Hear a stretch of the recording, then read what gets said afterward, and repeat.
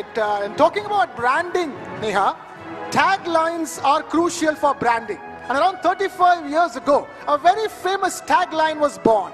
It was meant to promote the state of Kerala's tourism initiative. It was called God's Own Country.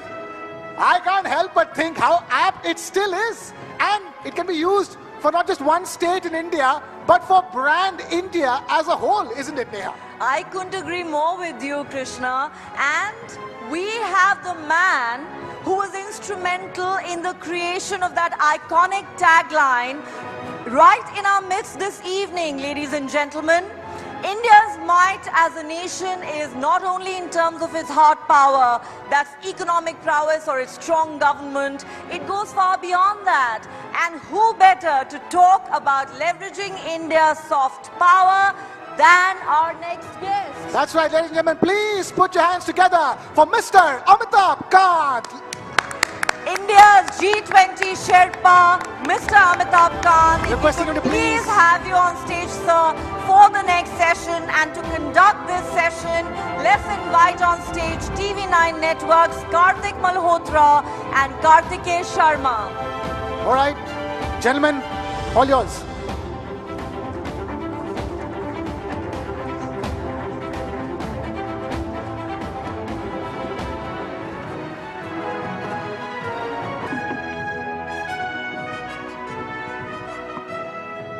As the name of the session is Brand India and Soft Power, I will not waste time and straight away ask questions to Mr. Kant. He doesn't need any introduction, but what is a soft power? How is it different from hard power? Prime Minister Narendra Modi has used parts of hard power, parts of soft power, which we call smart power. Is it Vasudev Kutumbakam? Is it Incredible India, the man who is sitting here who made the campaign? Or is it about Samman, Samvad, Samriddhi, Sanskriti, Evam Suraksha, which is part of our approach? Is it spirituality? As Barun very rightly pointed out, is it about that attractiveness, pride in India's ancient past, which is part of the Prime Minister's public diplomacy? Is it cultural circuit? Is it Ramayana circuit? Is it diaspora politics? Or is it plain, simple developmental work of Indian government, which is making schools, dams, not putting boots on ground? It's democracy, not dictatorship. So let me begin straight away, sir. You shepherded G20. Was it soft power? Was it hard power? Or was it smart power? I think it was a blend of both the soft and the hard power. The soft power in terms of doing the G20 in over 220 different cities of India, doing it in several states of India, almost all the states and union territories of India, going back and using all our inherent cultural content. Every state brought its great art, culture, music all together, and ensuring that we are able to improve our cities during G20 in terms of drainage, sewage, solid waste, and also project India as Vasudev Kutumbakam, that is one earth, one family, one future. Because of our civilizational strength, that is, we may be, the whole world may have different political ideologies, may have different political leanings, different geographical boundaries, but we all come from one cosmos, and that cosmic power we use to really differentiate India from the rest of the world during G20. Sir, I want to spend some more time on G20, and of course you have literally shepherded the whole G20 initiative, and in fact it went well beyond a festival. Festivals have a start time and an end time, and streets are decorated for a while. But look at New Delhi right now, for example. We are still dotted with G20. G20, thanks to you, has pretty much become part of the DNA of the country right now. Now, I want to understand from you in the context of soft power. Is soft power anything more than great packaging over a product that already is robust? So, it's soft power is a concept which was used by an American professor. 1990. Yeah, Joseph Nye, and he used it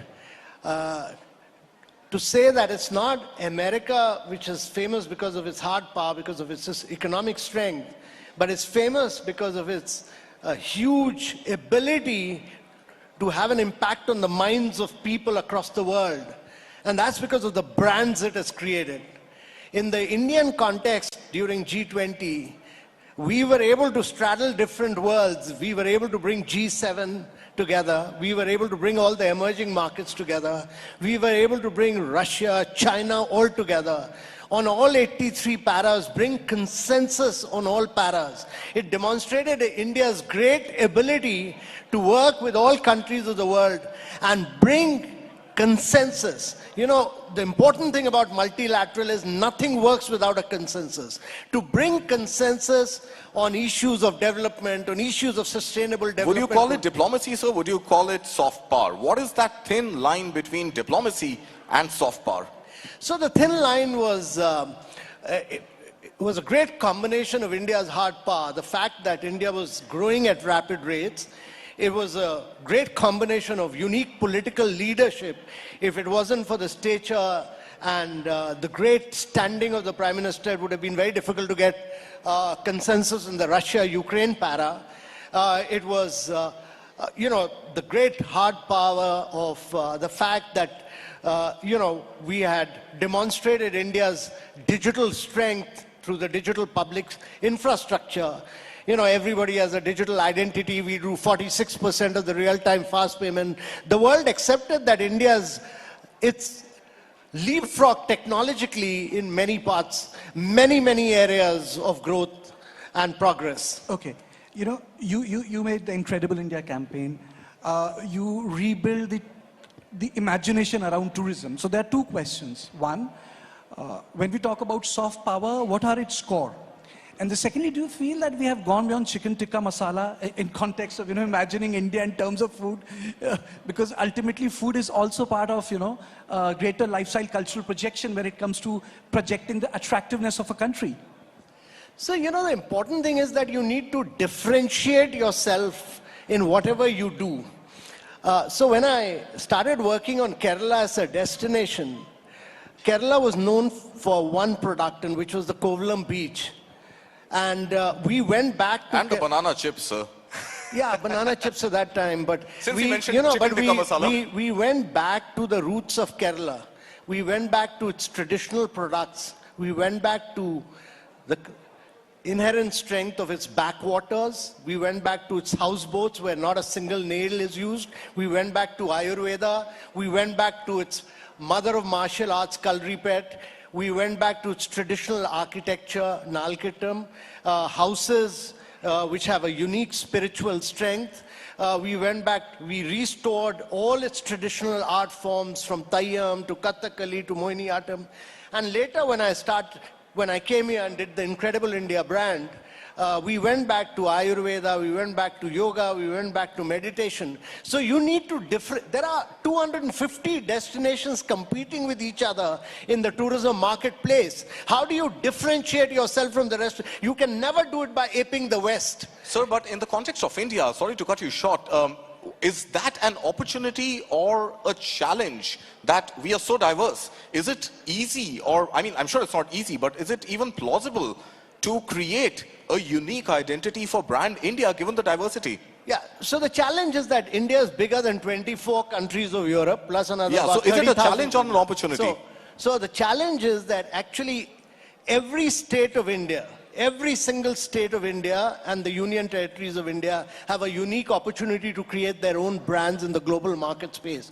And tourism can grow and prosper much like what Rajasthan has done, much like what Kashmir has done, much like what Kerala has done. If every state of India becomes a global tourism brand, India's tourism will grow by 10x simply by doing that. So, you know, tourism is the biggest job creator. Its multiplier impact is enormous. And every state of India must take this opportunity of really driving travel and tourism. So ODOP, should that now progress from one district, one product to one district, one tourism? Is there merit in considering a services-based argument for ODOP? So I don't think there's merit in one district, one tourism, but there's definitely merit in one state, one tourism, because tourism is a private sector play. So, you know, from the time you arrive to the time you depart, you get in touch with a number of private sector players. So you need to work in cohesion with all of them, and therefore you need to create state brands. And these are very large states. I mean, look at Uttar Pradesh. If it was a country, it would be the 5th largest country in the world. So, you know, you have enormous strengths of, I mean, Bihar, for instance, can be a great Buddhism destination. UP can be a great Ramayana circuit. Even Chhattisgarh, Jharkhand have tremendous potential. Mr. Kant, can you take us through the distinct effort made by Prime Minister Modi? A lot of prime ministers have addressed the issue of diaspora. There are two types of diaspora: economic opportunity diaspora, and one diaspora is a result of colonialism, indentured labor, Mauritius, Suriname, even Myanmar. These are the places where people remember what it meant to be an Indian in India, in Bharat. So when we look for the Bhartiyata, and I'm not using the word Indian, Bhartiyata, Prime Minister Modi made a special effort in the last 9.5 years of his tenure to marshal that diaspora.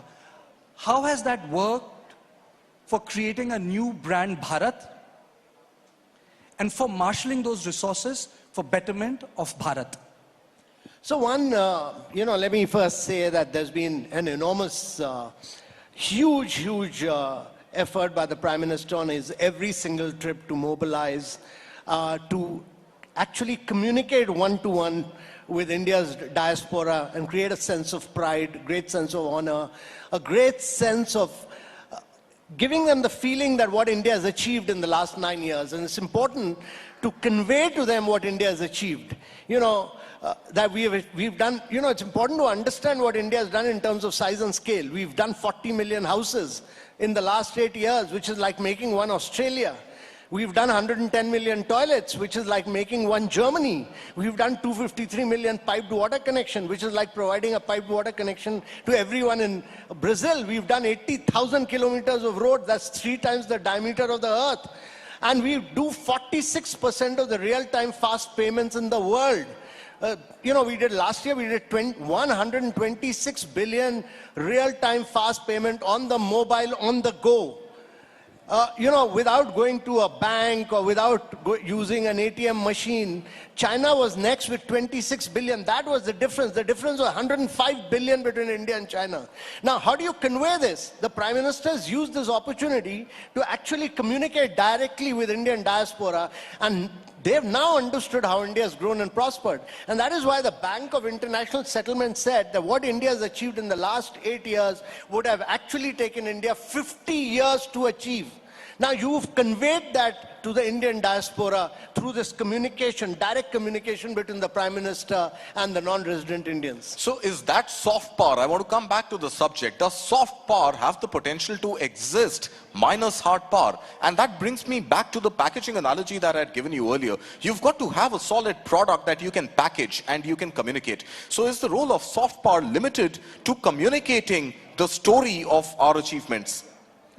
So the important thing to understand is what the Prime Minister is saying, that we need to grow rapidly into a $10 trillion economy by 2035, become a $35 trillion economy by 2047. This is important. That's right.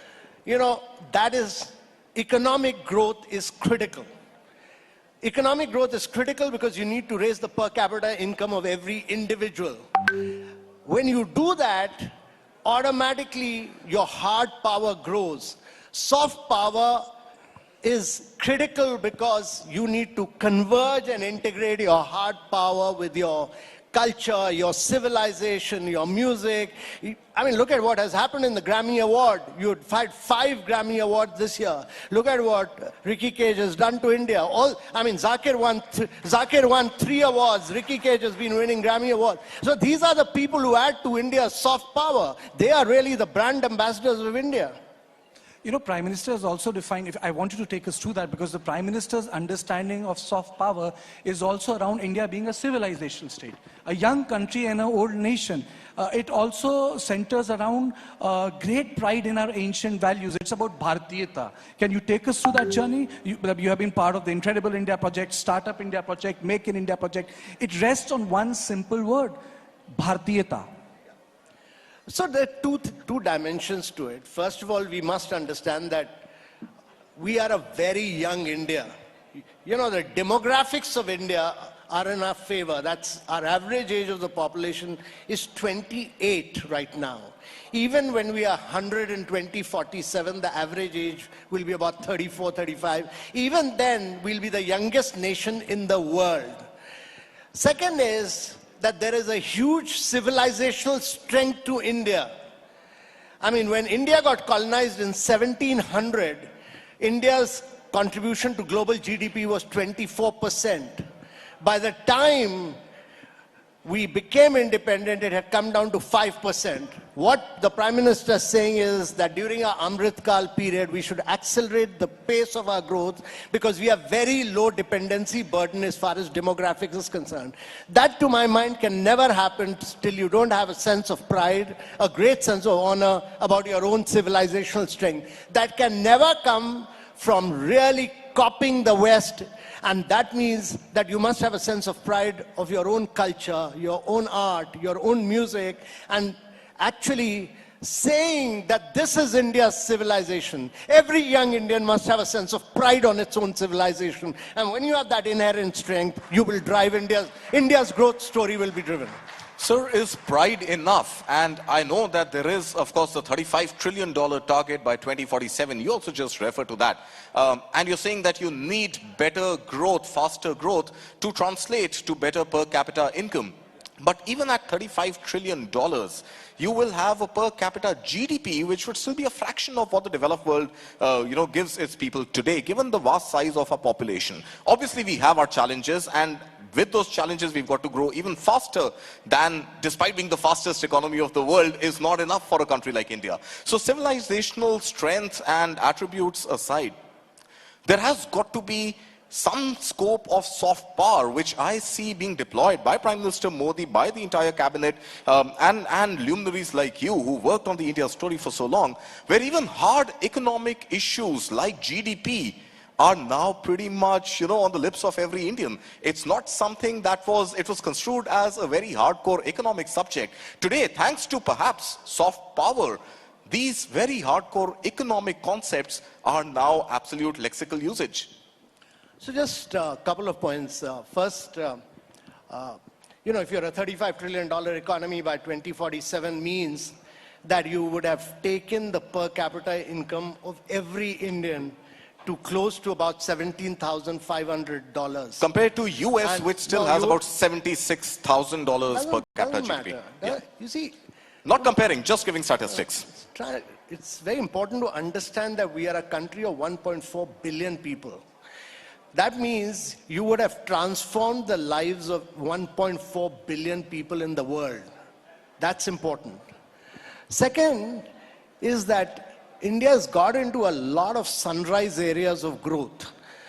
This has never happened historically. If you look at it, it's never happened in India's history that you've started looking at electric mobility, you've started looking at battery storage, you're looking at semiconductors, you're doing mobile manufacturing. Apple and Samsung, I think they're producing a lot more in India than China. All these new areas of growth.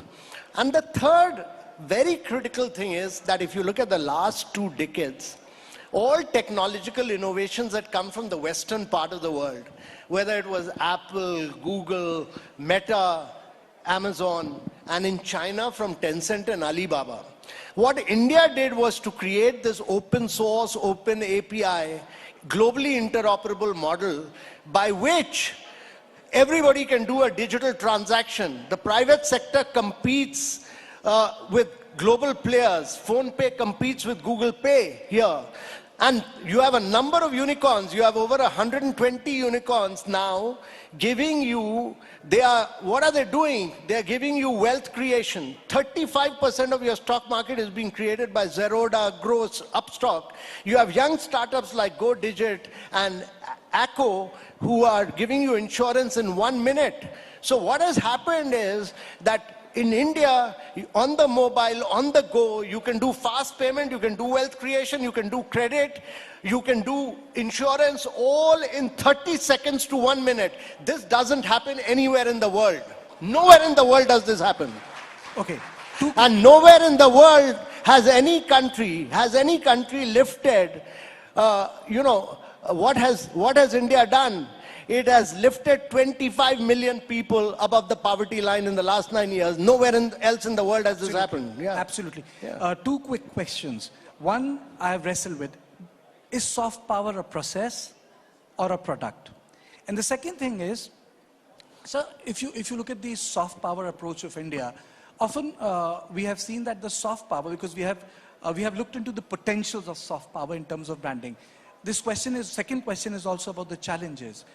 It fails to change the behavior of the neighboring state because of political instability. Look at Afghanistan. We built schools, we built Salma Dam.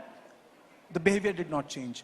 Prime Minister Atal Bihari Vajpayee's initiative of Kashmiriyat, free trade, movement of people, it didn't really change the sentiment of the Pakistani army. Or the Act East Asia policy from Narasimha Rao to Act East Asia of Prime Minister Modi. Now there's a fence coming up because the state is collapsing. So, two questions. Is soft power product or a process? And secondly, how do we deal in this context of soft power that just doesn't change the behavior of our neighboring countries?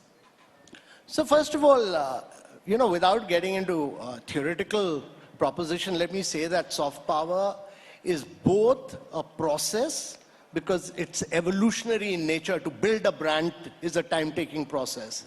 And it eventually becomes a product. So India needs to build a lot of global brands.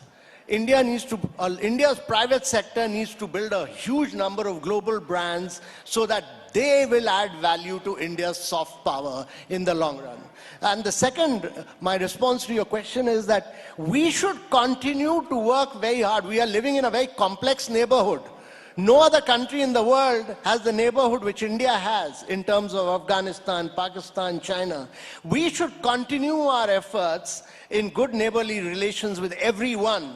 And that is a process which will take time. And you will have political turmoil in neighborhoods all the time. Irrespective of this, we should continue to build person-to-person relationship. Before the session was starting, both me, he's Karthik and I'm Karthike. We were talking about the investment which Prime Minister makes in context of tourism. Today he went for a deep sea dive at Beth, Dwarka, Sudarshan Setu. Prime Minister's investment in tourism is path-breaking. He makes it a point. Can you take us through what are the reasons why he's making such a personal investment when it comes to our own country? And if I can just add one little 2 cents to that question, are we likely to see tourism don the flavor of nationalism, #Lakshadweep, or temple tourism, #Ayodhya? So firstly, I don't think I've come across any speech of the Prime Minister where he hasn't dwelt at length on the tourism aspect and the immense potential of tourism.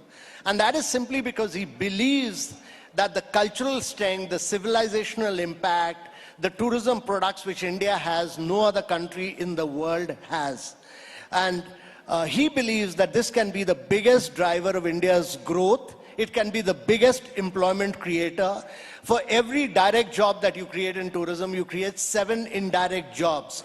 So every state, and I repeat that, it's a biggest opportunity for job creation. India can create 25 million jobs in the next 5 years through travel and tourism sector. This is a potential which Prime Minister believes in, and he's driving the states to push for tourism. And that is why, wherever he goes, his first focus is on travel and tourism. Sir, can't refrain from asking, what is it going to take to literally build Lakshadweep, connectivity to Lakshadweep, the entire infrastructure in Lakshadweep, and really make it a real threatening challenge to a country like Maldives? So first and foremost, Lakshadweep is very, very fragile. It can't be mass tourism. The islands have very limited capacity. So you need to do carrying capacity of the islands, which Lakshadweep Island has done. It has bid out certain islands, defining the carrying capacity of these islands. We cannot make the mistakes which Maldives has made, which Mauritius has made. Right. Our tourism there has to be very, very carrying capacity based. It has to be very high value, low mass destination in these islands. It has to be based around sustainability. And sustainability has very, very high value in today's world. Mr. Kant, we are talking about soft power, and not to talk about cinema would be a crime. Absolutely. It would be a crime not to talk about cinema. So when we talk about soft power, what's the tip of the spear? Is it culture, yoga, Hollywood, food, tourism? How would you rate them, sir? So India's soft power is a combination of many factors. It's cricket. It's India's unique culture. It's Bollywood. It's Tollywood. It's all your great cinema from southern part of India, which is extremely creative and is brilliant. Some of the most outstanding producers, directors, all come from southern part of India. In addition to Bollywood, which is totally astounding.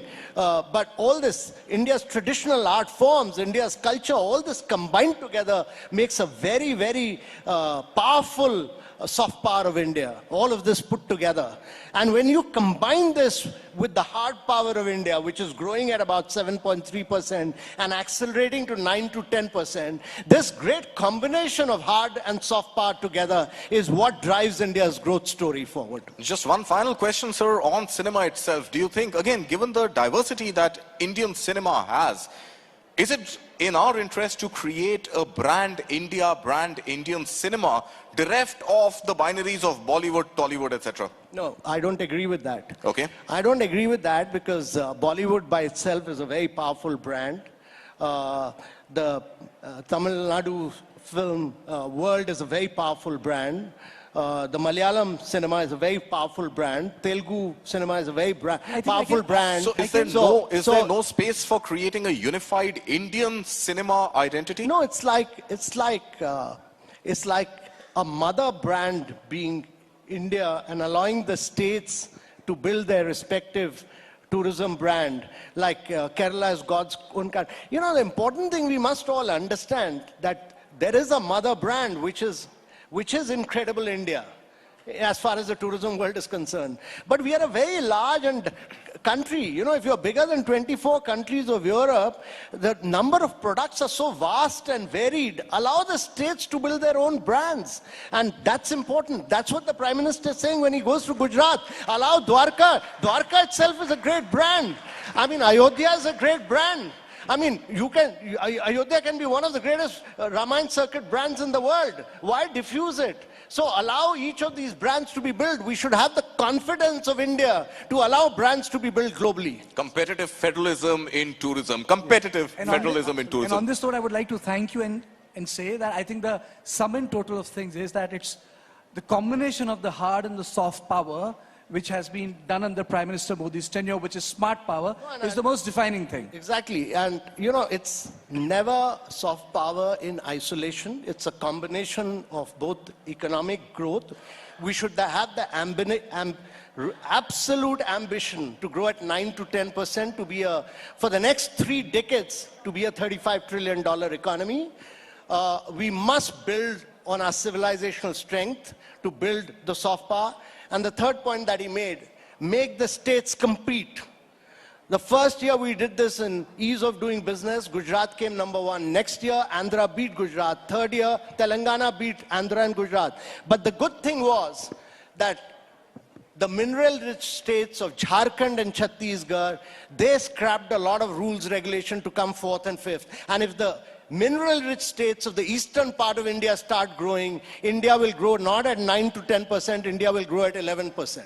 Thank you, sir. Yeah. Thank you so much, sir. Ladies and gentlemen, round of applause for Mr. Amitabh Kant. Sir, thank you so much for joining us here on What India Thinks Today. All right, requesting